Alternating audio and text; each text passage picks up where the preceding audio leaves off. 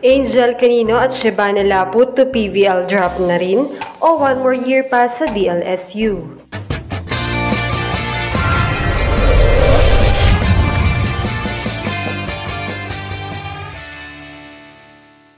What's up, Volleyball Nation? Welcome back to my YouTube channel.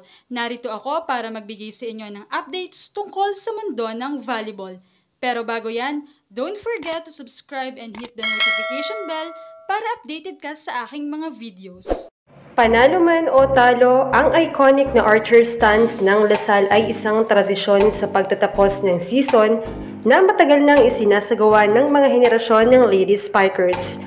Matapos ang huling laro ng koponan sa UAAP season, ang mga manlalarong mananatili pa sa team ay bubuo ng bilog sa gitna ng court at luluhod bago isagawa ang archer stance.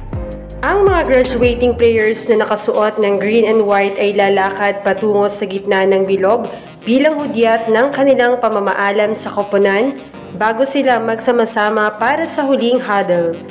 Ngayong taon, usap-usapan kung sino-sino ang mga magpapaalam na sa koponan. Mga fourth-year student athletes na nagtatapos na o mga posibleng mag-early exit. Sa pagtatapos ng kanilang silver run sa season 87, 4 na Lady Spikers ang tumapak sa gitna ng archer stance. 2 rito ay ang mga graduating seniors na sina ace wingers Alea Malaluan at Baby Jane Soreño na kapwa bahagi ng kampyonato ng Lasal noong season 85.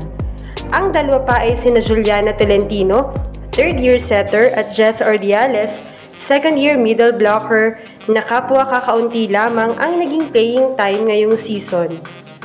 Tumanggi sa mga panayam ang mga manlalaro at coaching staff ng Lady Spikers matapos ang kanilang huling laro ngayong season 87. Dahil dito, hindi nasagot ang tanong kung mananatili pa ba sina Angel Canino at Shebana Laput sa team. Ang 2 Alas Pilipinas Bound Stars ay matagal nang isinasama sa listahan ng mga posibleng sumali sa PBL Rookie Draft ngayong taon. Ang deadline ng aplikasyon ay sa May 23, halos isang linggo mula sa pagtatapos ng season 87. Bagamat may sapat pang oras para magdesisyon tungkol sa kanilang mga plano, ang pananatili nila sa paligid ng archer stance at hindi sa gitna nito ang naging pinakatahimik pero pinakamalakas na pahiwatig ng kanilang mga balak. Sa ngayon, mananatiling Lady Spikers sina Canino at Laput sa isa sa marahil o huling pagkakataon para muling subukang ibalik ang Lasal sa tuktok ng UAAP Women's Volleyball. Malaki naman ang paniniwala ng mga solid supporters na makakabawi pa rin ang Lasal next season. Makikita lang talaga sa game na lamang ang NU, especially sa setting. Kaya naman umaasa ang mga fans na masolusyonan ito sa sunod na season at hinihintay na rin ang mga paparating na bagong players. Sa ngayon ay silver medalist muna ang De La Salle at for sure ay babawi sila next season, pero syempre aangat din ng ibang teams kaya naman sa season 88 ay mas magiging exciting pa ang UAAP Women's Volleyball.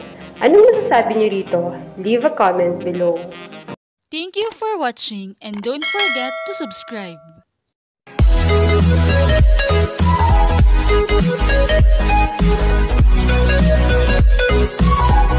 Thank you.